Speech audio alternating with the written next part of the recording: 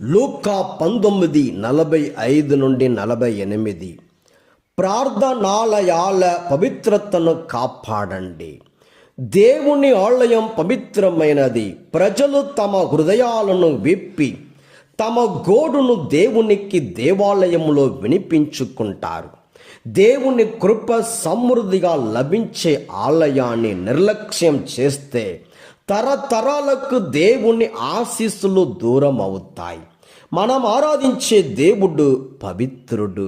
ఆయన ఉండే స్థలం పరిశుద్ధంగా ఉంటుంది.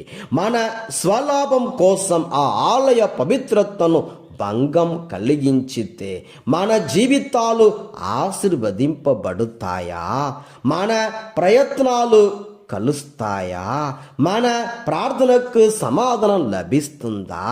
యేసు యెరూషలేము దేవాలయంలోనికి ప్రవేశించి అక్కడ విగ్రహదారులను వెళ్ళగొట్టుచు నా ఆలయము ప్రార్థనాలయము అనబడును అని లేఖనాన్ని ఎత్తి చూపారు. కానీ దేవాలయములో వ్యాపారాలు చేస్తూ దానిని దొంగలకు మార్చారని కోపముతో వారిని తరిమి వేశాడు. మనము కట్టిన ఆలయాలలో దేవుడు ఉన్నాడా? స్వార్థముతో కట్టిన ఆలయంలో దేవుని దర్శనం లభిస్తుందా? నిజమైన ఆలయం పవిత్రతకు నిలయంగా ఉంటుంది. ప్రజలకు రక్షణగా ఉంటుంది.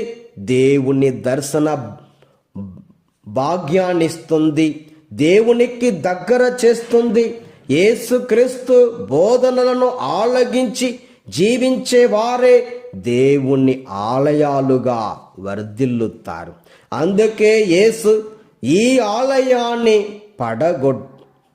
పడగొట్టండి, 3 దినాలలో తిరిగి నిర్మిస్తానని బాగాటంగా చెప్పాడు. దేగమే దేవాలయం.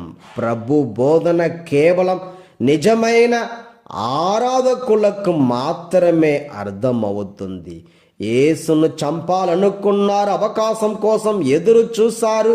యేసు బోధనలు అధికారంతో కూడినవి. ప్రార్థనాలయాల పవిత్రతను కాపాడుకుందాం. వ్యాపార స్థలాలుగా కాకుండా దేవుని ప్రేమ సత్రంగా మార్చుకుందాం. దేవుడు మనందరినీ దీవించును కాక. ఆమేన్.